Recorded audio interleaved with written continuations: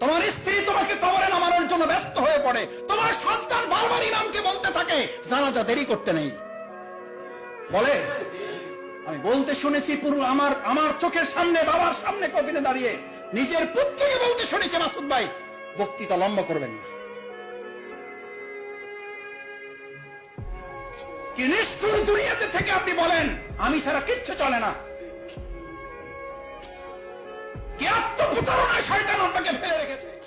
যে আল্লাহর দেওয়া সম্পদ না হলে আপনি 1 সেকেন্ড না, 1 ন্যানো সেকেন্ড না, 1 মাইক্রো সেকেন্ড চলতে পারেন না। যিনি বলেন আমার আগামী মাস কিভাবে চলবে, আর আপনার 1 সেকেন্ড কিভাবে চলবে আপনি বুঝেন না? যে কার্বন ডাই অক্সাইডটা ছেড়েছেন আর যে অক্সিজেনটা গ্রহণ করবেন, এটা যদি এখন অনুমোদন না হয়, কত টাকা বিল পরিশোধ করেছেন এই অক্সিজেনের জন্য?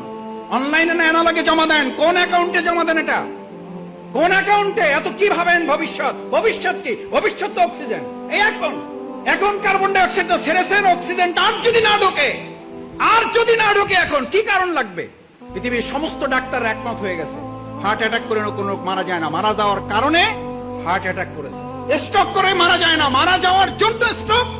আল্লাহর কাছে জিব্রাইল আমিন না আজরাইল জান কবজ করার ফেরেশতাকে বললেন আল্লাহ এমন দায়িত্ব দিয়েছেন লোকেরা তো আমার সেই পরিমাণ গালাগালি করবে যে এই লোকটার জন্য আমরা মারা যাইতেছি। আল্লাহ তাআলা বলেন তোমার কোনো অসুবিধা নেই, ব্যবস্থা করে দেবো। লোকেরা তোমার কথা মনেও রাখবে না, তোমার কথা স্মরণও করবে না, তোমার উচ্চারণও করবে না। ওরা বলবে গাড়ির অ্যাক্সিডেন্ট করে মারা গেছে, গাড়িরই গালাগালি করবে। ওরা হসপিটালকে গালাগালি করবে, ওরা ডাক্তারকে গালাগালি করবে, ওরা সংগঠনের মিছিলকে গালাগালি করবে।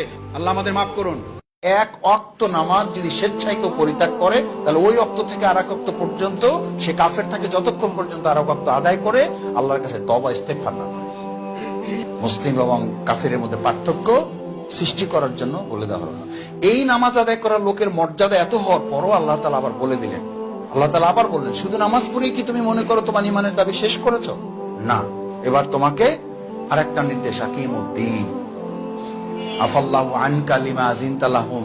ওই নামাজি, ওই রোজাদার, ওই হজ করার লোকদেরকে আপনি কেন রুখসাত দিলেন, কেন ছুটি দিলেন? হাত্তা ইয়াতাবায়্যানা লাকাল্লাযিনা সাদাকু ওয়া তাআলামাল কাযিবিন। সে সত্যবাদী ইমানদার মিথ্যাবাদী। যে নামাজের মধ্যে কয় ভাগ বললাম? এবার ইমানদারের মধ্যে 2 ভাগ, সত্যবাদী ইমানদার, মিথ্যাবাদী ইমানদার। নামাজ পড়ে, রোজা রাখে, হজ করে, যাকাত দেয়, কিন্তু দিন কায়েমের আন্দোলনে যখন তাদেরকে একটু আগায় আসতে বলা হয় তখন পিছু টান দেয়। আল্লাহ তাআলা তাকে বললেন মিথ্যাবাদী ইমানদার, মিথ্যাবাদী নামাজি, মিথ্যাবাদী রোজাদার, মিথ্যাবাদী হজ, মিথ্যাবাদী তাহাজ্জুদ গুজার, মিথ্যাবাদী জিকিরকারী, মিথ্যাবাদী তেলাওয়াতকারী, মিথ্যাবাদী যাকাত সাদাকাকারী।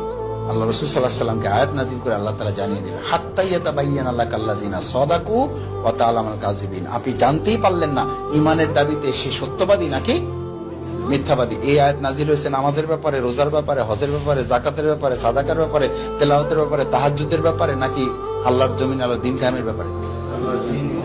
আল্লাহর জমিন, আল্লাহর